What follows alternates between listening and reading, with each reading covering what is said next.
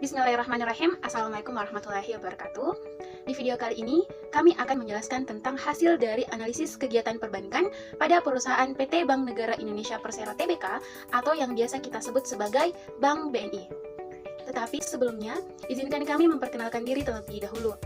Perkenalkan, kami dari mahasiswi Universitas Negeri Makassar, Fakultas Ekonomi dan Bisnis, Program Studi Akuntansi S1. Saya sendiri, Siti Nuraini, dan beberapa rekan saya, ada Anissa Handayani, Mitfahul Amalia Kolbi, Nurul Ulfiyayate, Tasya Parompo, Siti Nur Asya Wulandari, Andi Firdayana Aryatna Ikna, dan Rahmawati Nur Sidupa. Let's check it! Di sini saya akan menjelaskan tentang profil perusahaan. BNI pernah mengganti nama sebanyak 1 kali sejak pertama kali berdiri dari semula bernama Bank Negara Indonesia menjadi Bank Negara Indonesia 1946 sejak tanggal 18 Desember 1968 berdasarkan Undang-Undang Nomor 17 tentang Bank Negara Indonesia. Bank Negara Indonesia atau BNI merupakan BUMN atau Bank Usaha Milik Negara pertama yang menjadi perusahaan publik setelah mencatatkan sahamnya di Bursa Efek Jakarta dan Bursa Efek Surabaya pada tahun 1996.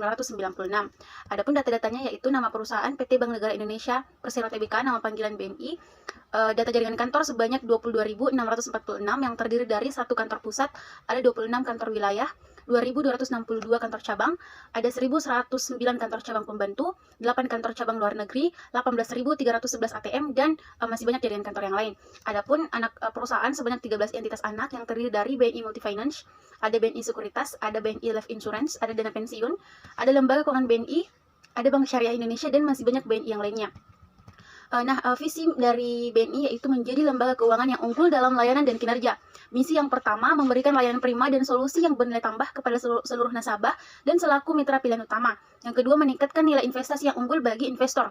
Menciptakan kondisi terbaik bagi karyawan sebagai kebanggaan untuk berkarya dan berprestasi. Meningkatkan kepedulian dan tanggung jawab kepada lingkungan dan komunitas, serta menjadi acuan pelaksanaan kepatuhan dan tata kelola perusahaan yang baik bagi industri. Yang kedua ada sejarah BNI.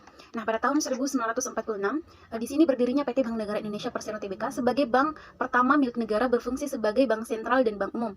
Pada tahun 1998, sebagai bank umum dengan nama Bank Negara Indonesia 1946, BNI mendapatkan tugas memperbaiki ekonomi rakyat Indonesia serta berpartisipasi dalam pembangunan ekonomi nasional dengan memberdayakan berbagai sektor industri di Indonesia. Pada tahun 1992, bentuk hukum BNI diubah menjadi PT Persero sejalan dengan ketentuan Undang-Undang Perbankan. Pada tahun 1996, BNI mencatatkan sahamnya di Bursa Efek Jakarta dan Bursa Efek Surabaya. Hal ini menjadikan BNI sebagai bank pemerintah pertama yang menjadi perusahaan terbuka.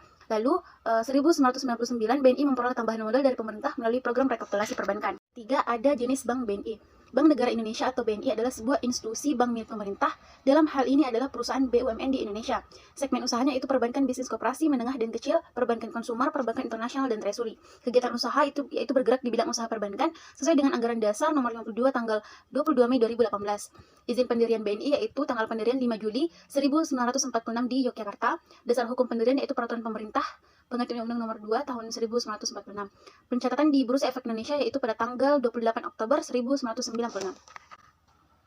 Penilaian kesehatan Bank BNI dilakukan berdasarkan 4 faktor, yaitu yang pertama ada profil risiko atau risk profile, yang kedua ada tata kelola atau good corporate governance, yang ketiga ada rentabilitas atau earnings, yang keempat ada permodalan atau kapital. Dapat kita lihat pada tabel tersebut bahwa aktiva dan pasiva dari tahun ke tahun terus meningkat dimulai pada tahun 2014 sampai pada tahun 2018. Dan juga pada tabel laba yang di atas memperlihatkan bahwa laba operasional pada tahun 2014, 2016, 2017, dan 2018 mengalami peningkatan karena faktor pendapatan bunga dan pendapatan syariah yang meningkat dari tahun ke tahun. Namun, pada tahun 2015, laba operasional sempat menurun sebesar 9.141 juta. Hal ini disebabkan karena faktor pendapatan bunga dan pendapatan syariah yang menurun juga.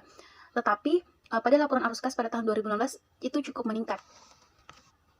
Hasil penilaian tingkat kesehatan Bank BNI pada periode 31 Desember 2018 berada pada peringkat sehat, yang berarti bahwa yang pertama, kondisi bank secara umum sehat sehingga dinilai mampu menghadapi pengaruh negatif yang signifikan dari perubahan kondisi bisnis dan faktor eksternal lainnya. Yang kedua, peringkat faktor-faktor penilaian yaitu profil resiko, tata kelola, rentabilitas, dan permodalan secara umum baik. Dan apabila terdapat kelemahan, maka secara umum kelemahan tersebut kurang signifikan. Assalamualaikum warahmatullahi wabarakatuh. Perkenalkan, saya Anissa Handayani. Di sini saya akan memaparkan mengenai sumber dana bank. Berdasarkan wawancara kami dengan Bank BNI, bank ini memiliki beberapa kegiatan menghimpun dana, di antara lain yang pertama itu simpanan giro. Nah, ini merupakan sarana transaksi keuangan yang bisa diandalkan untuk usaha karena memiliki begitu banyak fasilitas yang menguntungkan. Yang kedua yaitu simpanan tabungan pada Bank BNI. Ini disebut dengan tabunganku, merupakan produk tabungan dari BNI untuk perorangan dengan persyaratan mudah dan ringan. Hal ini guna menumbuhkan budaya menabung serta meningkatkan kesejahteraan masyarakat. Yang ketiga yaitu deposito. Pada Bank BNI terdapat simpanan yang disebut dengan deposito, merupakan simpanan berjangka yang membuat simpanan nasabah menjadi aman dengan tingkat suku bunga yang menarik. Itulah hasil wawancara kami pada Bank BNI mengenai sumber dana dari bank mereka. Perkenalkan, saya Tasya Parampo. Di sini saya akan menjelaskan materi tentang kegiatan mengalokasikan dana. Yang pertama yaitu kredit dan pembiayaan BNI. Pada Bank Negara Indonesia terdapat salah satu produk yaitu kredit atau pinjaman BNI yang dapat digunakan nasabah. Selain itu juga ada pembiayaan yaitu BNI Auto, merupakan fasilitas kredit pembelian kendaraan. Selanjutnya yang kedua yaitu unsur-unsur kredit. Menurut Hasibuan tahun 2001, unsur kredit ada 5. Yang pertama kepercayaan, kedua kesepakatan, ketiga jangka waktu, keempat risiko, dan yang kelima balas jasa. Selanjutnya yang ketiga tujuan kredit yaitu meningkatkan pendapatan bank melalui bunga kredit, membantu usaha nasabah, memproduktifkan dana-dana yang ada, dan membantu pemerintah dalam hal meningkatkan kesejahteraan rakyat. Selanjutnya yaitu fungsi pemberian kredit yaitu meningkatkan daya guna uang, meningkatkan peredaran lalu lintas uang, meningkatkan daya guna barang, meningkatkan peredaran barang, dan menjaga stabilitas ekonomi. Selanjutnya yang keempat yaitu jenis-jenis kredit BNI, yaitu ada BNI Gria, BNI Gria Multiguna, BNI Fleksi, BNI Instan, BNI Fleksi Pensiun, kredit modal kerja, kredit investasi, supply chain, KKLK, BNI Wirausaha, pinjaman BNI two step loan, pinjaman BNI two step loan EAPCA, dan yang terakhir yaitu kredit Berangun Deposito. Selanjutnya yang kelima yaitu jaminan kredit BNI ada 2 jenis. Yang pertama kredit dengan jaminan yang berupa deposito berjangka, properti siap huni, sertifikat rumah, bukti kepemilikan tanah, dan jaminan kendaraan. Dan yang kedua yaitu kredit tanpa jaminan. BNI mempunyai 3 produk yaitu BNI Fleksi, BNI Fleksi Payroll, dan BNI Cerdas. Saya Divya Ariadna Ignas, saya akan melanjutkan materi tentang prinsip pemberian kredit. Sebelum suatu fasilitas kredit diberikan, Bank Negara Indonesia TBK harus yakin bahwa kredit yang diberikan benar-benar akan kembali dengan analisis 5C yaitu penilaian karakter, penilaian kapasiti, penilaian kapital, penilaian kolateral, penilaian condition. Selanjutnya aspek-aspek dalam penilaian kredit. Selain yang ada di sini, aspek lainnya yaitu aspek yuridis atau hukum, aspek pemasaran, aspek keuangan, aspek teknis atau operasi, aspek manajemen, aspek sosial ekonomi, dan aspek AMDAL.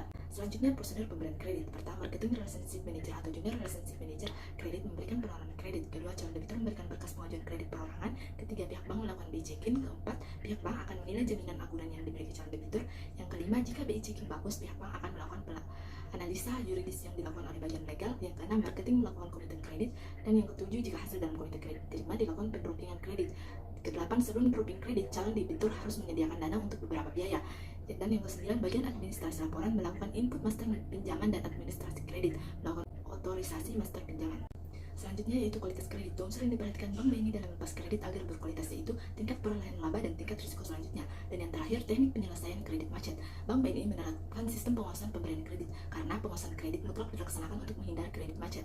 Di dalam proses pengawasan sebelum pemberian kredit pada debitur, Bank BNI meminta laporan-laporan yang diperlukan secara periodik tentang perkembangan usahanya. Jika sistem pengawasan pemberian kredit sudah diterapkan dengan baik, maka pihak bank akan selalu dapat mengetahui dengan baik kegiatan dan perkembangan usaha nasabahnya. Sehingga jika persoalan yang dihadapi nasabah, bank akan segera mengetahui dan berusaha membantu untuk kepentingan bank itu sendiri. Baik, terima kasih. Kenalkan, saya Rahmawati Nur Sidukpa. Di sini saya akan membawakan materi tentang suku bunga BNI. A. Faktor yang mempengaruhi suku bunga.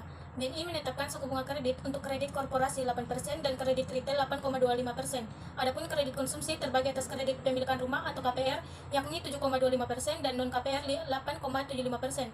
Adapun penawaran bunga deposito dari 2,25% sampai 2,50%. Suku bunga 2,5% untuk simpanan di atas 6 bulan atau 1 tahun. B. Komponen dalam menentukan bunga kredit.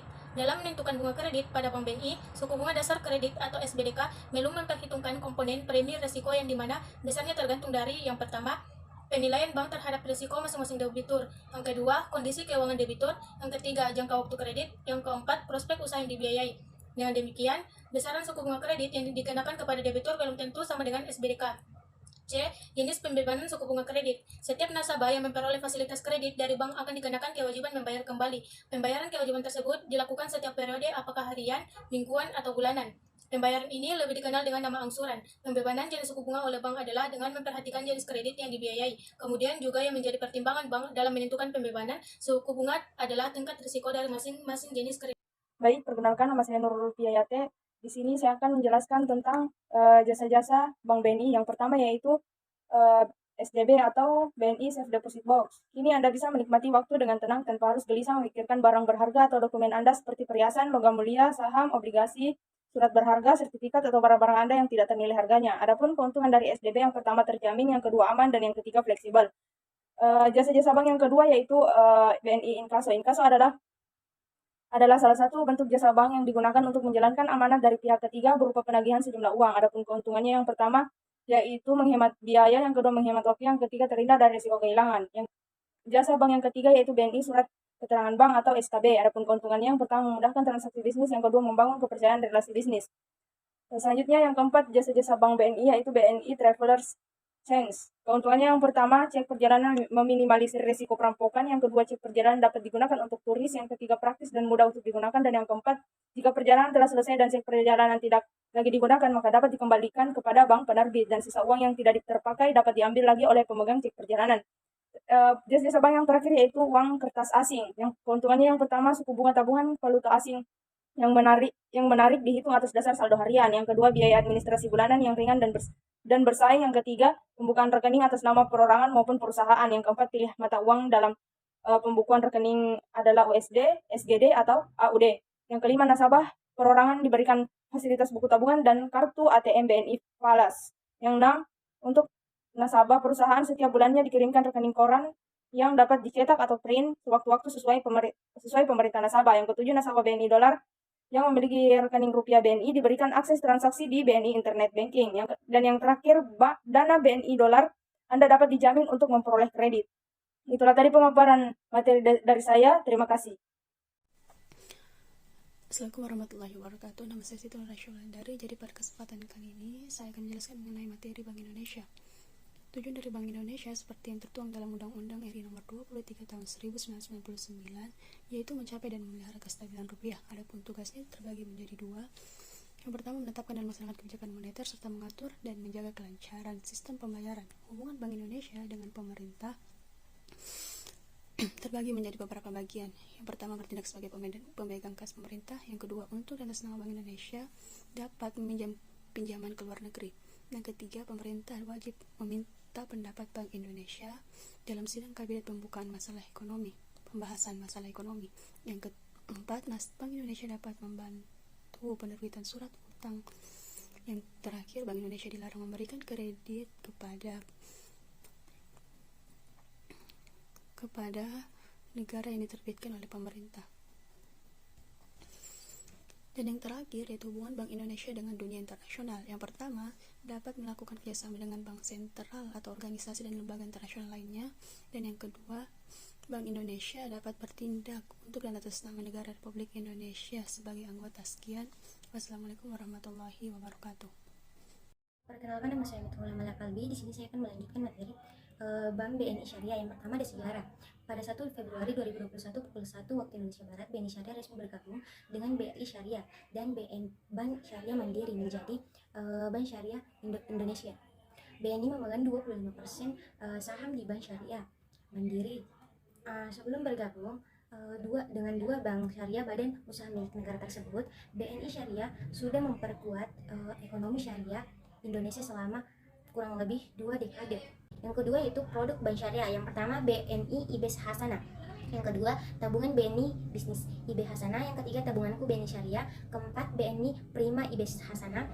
5, BNI Dolar IB Hasanah. 6, BNI Baitullah IB Hasanah. 7, BNI Simple IB Hasanah.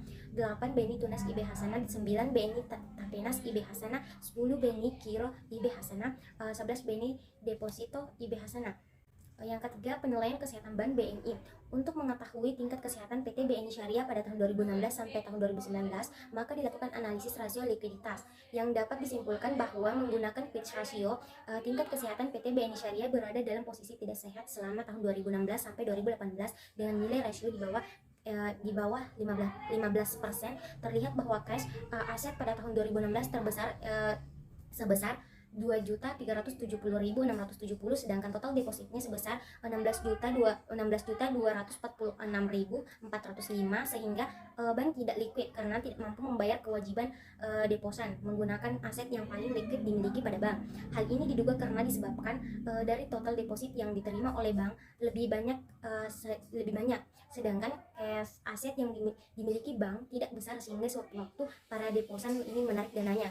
Bank tidak mampu untuk membayar kewajiban tersebut kepada para deposan, sehingga bank harus memperbanyak kas dan setara kas agar bank mampu melikuidasi kewajiban para deposan. Sementara itu untuk tahun 2019 tingkat kesehatan PT BNI Syariah berada pada posisi sehat dengan rasio sebesar 19,55%. Pada periode ini terlihat nilai kas aset sebesar 5.743.382, sedangkan total depositnya sebesar 29.379.290, sehingga bank liquid karena mampu membayar kewajiban deposan menggunakan aset yang paling liquid dimiliki pada bank. Sekian presentasi dari kelompok kami. Mohon maaf apabila ada kesalahan. Doa kami masih tetap sama. Maju terus ekonomi Indonesia, maju terus sektor perbankan. Wabillahi taufiq wal hidayah. Wassalamualaikum warahmatullahi wabarakatuh.